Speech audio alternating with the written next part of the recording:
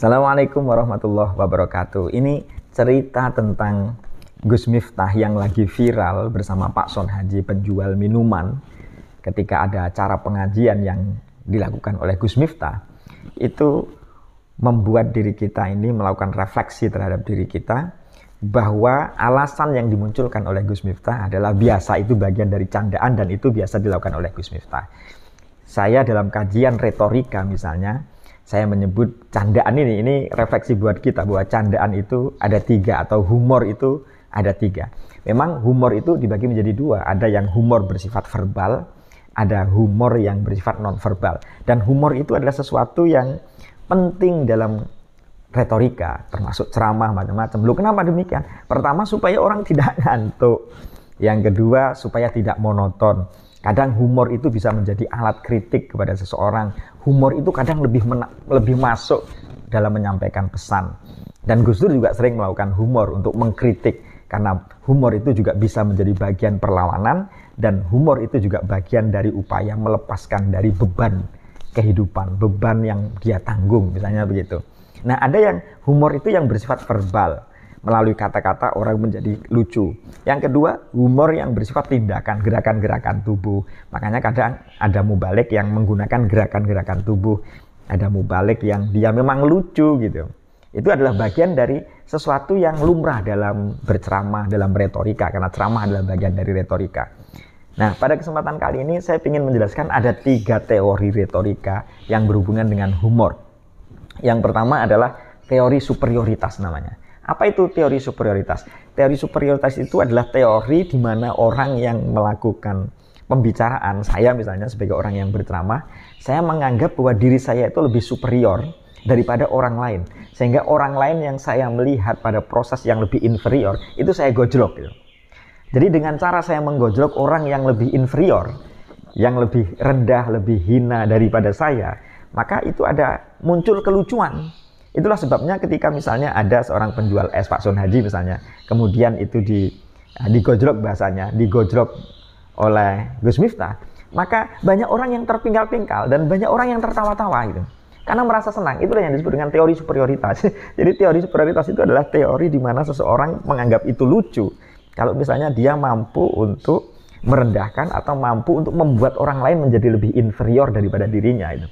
Dan ini banyak orang yang menggunakan cara-cara begini, ya stand up comedy sama, dan banyak mubalik atau penceramah-penceramah yang menggunakan model ini. Nanti kalau misalnya ada pejabat yang datang, digojlok.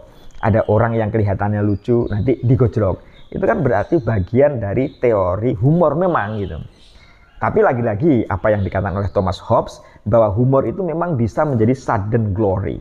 Sudden glory itu adalah kebahagiaan tiba-tiba dengan cara begitu. Tapi jangan sampai, kata Thomas Hobbes, bahwa apa yang kita sampaikan, bahwa superioritas itu, teori superior tadi itu, jangan sampai menyakiti hati orang lain. Maka harus hati-hati ini, pada siapa kita sedang berbicara. Ada orang yang ketika kita gojlok, dia bisa marah. Dia bisa teringat terus-menerus terhadap gojlokan kita, merasa dipermalukan. Merasa dipermalukan. Tapi ada yang juga yang merasa senang, mendapatkan barokah dari itu. Wah, saya kalau disebut sama Gus Miftah, saya akan menjadi orang yang lebih terkenal ini. Nama saya bisa didengar oleh banyak orang gitu. Nama saya menjadi terkenal, dan nanti barangkali ada orang yang empati kepada saya. Itu namanya teori superioritas. Teori humor superioritas itu. Teori humor superioritas. Maka kita harus tepat memanfaatkan itu. Yang kedua adalah yang disebut dengan teori disosiasi itu. Teori disosiasi itu adalah sebuah teori yang menunjukkan kadang ada sebagian kemustahilan tapi terjadi gitu. Dan itu untuk menunjukkan sesuatu yang aneh, orang menjadi lucu juga karena ada belokan mendadak juga. Lalu kalau ada orang bercerita misalnya, saya ingin mendapatkan seorang istri yang dia selalu siap, seorang istri yang kalau misalnya saya ngomong dia tidak pernah berbicara, dia selalu melayani dengan baik. Lalu orang dengan belokan mendadak dengan mengatakan, kalau begitu istrimu adalah televisi. Nah, itu kan berarti sesuatu yang membuat orang lain tertawa. Ketika misalnya dalam sebuah kitab misalnya dijelaskan ada orang namanya Bahlul itu misalnya, dia jalan, ketika dia jalan lalu melihat ada orang bertanya karena Bahlul kok begitu jalannya cepat, "Woi Bahlul, mau kemana?" Lalu dijawab, ketika Bahlul tadi kan bertemu dengan orang yang orang itu barangkali berbuat maksiat, tidak sholat jamaah misalnya begitu. jadi berbuat maksiat, lah Bahlul lewat. Lalu orang yang berbuat maksiat tadi bertanya kepada Bahlul, Bahlul mau kemana kamu itu? Dijawab, saya mau menghidupkan rokok. Loh, di kemana menghidupkan rokok? Saya mau mencari api. Loh, di mana? Di neraka. Kira-kira baru 5 menit Bahlul lewat lagi. Ditanya, loh Bahlul, mana apinya? Tidak ada. Loh, kemana? Di neraka tidak ada api. Loh, kenapa kok di neraka tidak ada api? Karena bahan dasarnya api masih berada di sini. Masih berada di sini. Bahkan dalam Al-Quran dijelaskan bahwa bahan dasar dari api neraka itu kan manusia, diantaranya adalah manusia. Lah, manusia masih ada di sini. Manusia masih ada di sini. Itu kan berarti namanya bisosiasi namanya. Bisosiasi. Sama juga dengan cerita bahwa Abu Nawas itu bisa untuk, kalau orang sekarang itu nunggingin raja itu. Abu Nawas bisa untuk nunggingin raja atau nyeditin raja itu. Lalu orang, kalau kamu bisa melakukan begitu, kamu saya bayar. Lalu Abu Nawas membuat dengan cara di bagian pantatnya itu dikasih kayak tikar, yang tikarnya itu agak kecil sesuai dengan pantatnya itu. Kemudian Abu Nawas hadir dalam forum kerajaan, lalu dia duduk tidak dihambal, tidak di karpet. Lalu Raja Harun Ar-Rasyid mengatakan, Abu Nawas, ayo duduk di sini. Kok kamu duduk tidak di atas tikar atau tidak duduk di hambal atau karpet? Abu Nawas menjawab, saya sudah duduk di tikar, wahai Raja. Kamu itu guyon, bohong kamu itu. Lalu Abu Nawas datang, kok nggak percaya sih Raja itu? Lalu Abu Nawas berdiri, lalu nyeditin atau nunggingin Raja untuk membuktikan bahwa ada karpet di pantatnya itu. Nah, dengan cara begitu berarti Abu Nawas telah nunggingin atau nyeditin si Raja Harun Ar-Rasyid itu. Lalu orang menjadi terpenggal-penggal dengan cerita itu. Itulah yang disebut dengan teori bisosiasi. Jadi ada teori superioritas dalam humor, ada teori bisosiasi dalam humor itu. Baru yang ketiga adalah ada teori namanya pelepasan inhibisi. Pelepasan inhibisi itu adalah sebuah humor yang dilakukan untuk menertawakan diri sendiri. Supaya dia sesuatu yang sifatnya itu adalah menjadi beban pada dirinya, tapi dengan cara bercerita itu, maka dia menjadi plong. Jadi ini biasa saja, bagian dari pengalaman. Misalnya begitu.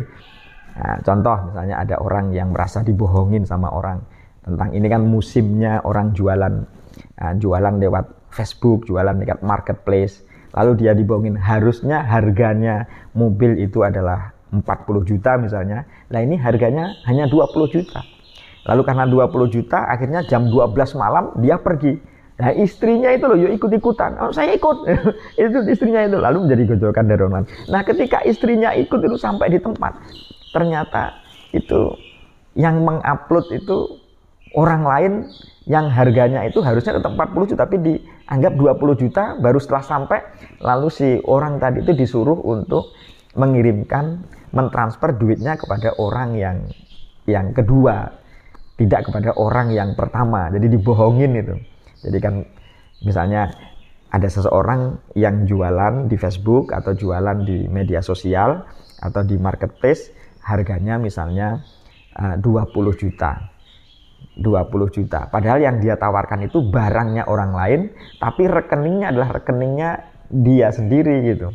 Tapi alamatnya alamat orang lain tadi itu. Nah, orang yang pingin beli dengan harga yang murah itu disuruh untuk transfer kepada orang yang bukan si pemilik aslinya itu. Tapi kan dia tidak mau. Tapi ada orang yang pingin, pokoknya saya tidak akan mau membayar sebelum saya melihat barangnya asli. Akhirnya dilihatlah barangnya. Istrinya ikut. Ketika istrinya ikut, lalu dia sampai ke daerah yang agak jauh, jam 12 malam dia datang ke sana. Sampai ke sana baru dia sadar ternyata orang yang menawarkan itu bukan si pemilik aslinya gitu.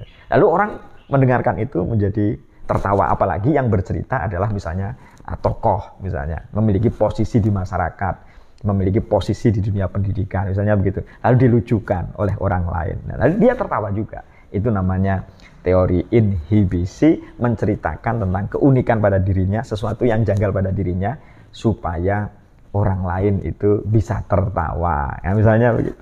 Itulah teori-teori humor ya. Jadi memang humor itu penting, karena apalagi Orang-orang kadang kebanyakan itu mengadakan acara, mengadakan kegiatan di malam hari.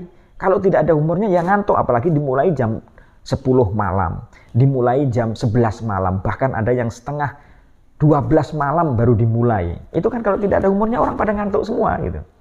Nah, tetapi bahwa humor tadi itu harus diperhatikan. Jangan sampai bahwa humor itu menyakiti, menyinggung orang lain, harus kita pilah-pilah. Semoga penyampaiannya, materi dakwahnya bisa tersampaikan dan juga bukan malah tersakiti hatinya. Demikian. Assalamualaikum warahmatullahi wabarakatuh.